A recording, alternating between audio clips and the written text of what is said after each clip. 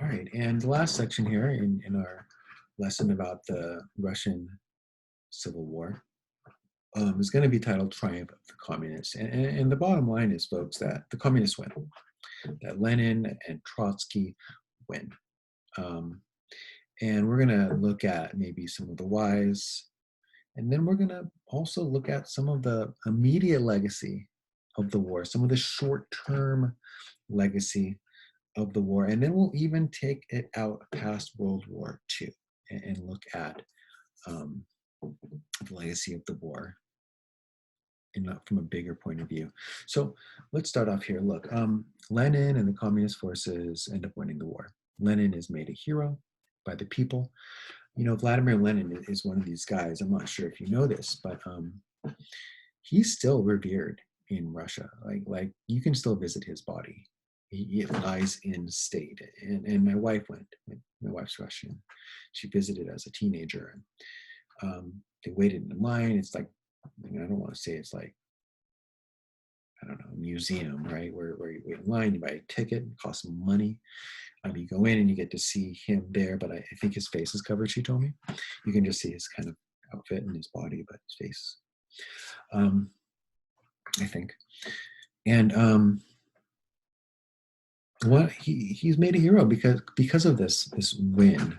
One reason why the Soviets won was that they were more organized. Leon Trotsky is the mind behind all of this. Remember, he kind of started or strengthened or controlled the Soviet, the town hall in St. Petersburg, or what was later called Petrograd. And he was thought of as a genius. His military strategy was on point. He was a very strict military leader.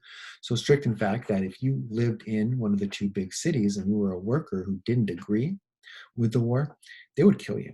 You know, they're going to draft you. You say, I'm not going to fight because I don't agree. Boom, dead on the spot. And you can bet that when word gets out that this is what happens to people who refuse to fight, that less people refuse to fight, you know? Look, let me tell you guys, in the 1960s, there was a boxer by the name of Cassius Clay. Cassius Clay is known as like the greatest boxer ever. I'm a sports guy. And he was drafted into a Vietnam War, and he refused to fight. And he said, look, my faith, he was a Muslim, it makes it so I can't fight people. It just goes against my religion. And you would think with freedom of religion that this might be a reason why you're allowed to get out of the draft, allowed the taking up your freedom and forcing you to fight. Well, no, they arrested him and put him in jail. The heavyweight champion of the world was arrested and put in jail. He then changed his name to Muhammad Ali. And in America, even during this time period, the celebrities, the top fighter in America, and understand that in the 60s, boxing was a much bigger sport than it is today. It was maybe the biggest sport. Baseball was maybe second, and then like football and basketball were much lower today, maybe a little the opposite. But in Russia during this period, they would kill you. They wouldn't arrest you for 3 years and let you get out and resume your regular life. The Soviets also embraced wartime communism, and they took over all the businesses with the idea that we'll give it back after the war. And they forced every business, every bank, everything under their control, which then they took all the money out of the banks to spend on whatever they needed to spend it on. This was really the beginning of communism. But again, we're going to find out Lenin planned on pulling back and allowing people to have some control over their businesses, and him only controlling, or the government only controlling some businesses. And then he dies, and Stalin takes over, and we'll get there. Another reason was for the win or the loss was the disunity of the white forces. We discussed this in my previous lecture. There were different groups from different areas with different desires who were all trying to fight together, including foreign countries, including the United States and Britain, France, Japan. And because they never fought together, or they didn't have the same goals or desires, therefore not wanting to fight together, because if we do win, what's going to happen, right? Are we going to get our czar back? Are we going to get a liberal democracy, that who knows what would have happened. And I don't even think they knew. I think that's one reason why they didn't stick together, because it was like, well, the czarists didn't want to be supporting the liberal democracy people, who didn't want to be supporting the, independence for us people, right? Maybe Poland, and wanted, some of the Baltic states wanted their own independence. And it caused disunity, which was one reason why they lost. The Soviets had a secret police, or Cheka, that would, this is an image from that period, um, that would take out, and kill people who went against the war, who didn't want to fight, or even if you weren't of fighting age, but you just didn't want to fight. There was actually a famous revolt of workers, and it was back in my last slide. I can actually pull it up here. There was a revolt of workers in the area that was controlled by the Red Army, the communists, and they went down there and then just killed them and made an example of them. So this Cheka, the secret police, was also a factor in keeping them united.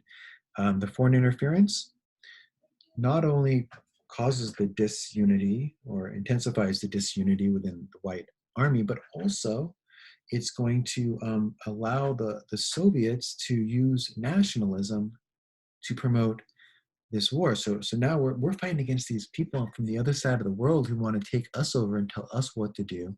It helped convince the people of Russia to embrace the communists, because these foreigners were trying to meddle in our business.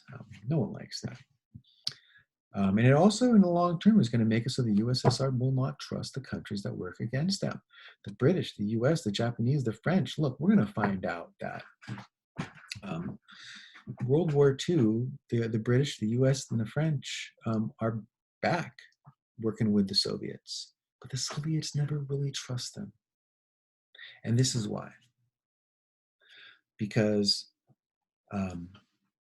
they were fighting against them 20 years earlier, 15 years earlier. And then after World War II, when the Soviets are going to stake out a strong position against the US, the British, and the French, it's suggested in part that the reason that Stalin was so staunchly against the US, and really which starts 45 years of the Cold War, was because the US and the British and the French supported the white forces in the Russian Civil War. So look at sometimes, real quickly, let me just go ahead before I get into this last bit. This is a map of the Soviet Union, okay? This is the Ukraine, Belarus, down here in the Caucasus region, up here near Finland and some of the Baltic area. You can see that Turkmenistan and Uzbekistan were added in 1925. It was all the way across, all the way to the coast over here, including half of this island here, which maybe the Japanese thought were part of their island chain. Okay, look.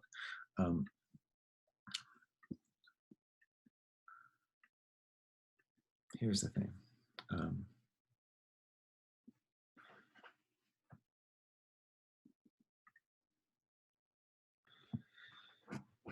Sometimes in our modern world, some countries, including ours, or maybe mostly ours, more powerful countries, go around and get themselves involved in other countries' business, sometimes helping foment revolution in those countries, or supporting revolutions, or doing things to work against fellow governments. And this right here is an example of the long-term consequences of said action, right? When the US and the British, the French, and the Japanese work against the communists, they'll never trust them again. And you can only imagine that right now there are probably places in the world today who say same kind of stuff, like, I can never trust those big countries who lied to us or fomented revolution in our country or worked against us. We can never trust them again. And then when and if they ever need us, we're going to stab them in the back. Another precautionary tale. history suggests that yourself involved in other countries' business has long-term consequences that are not positive.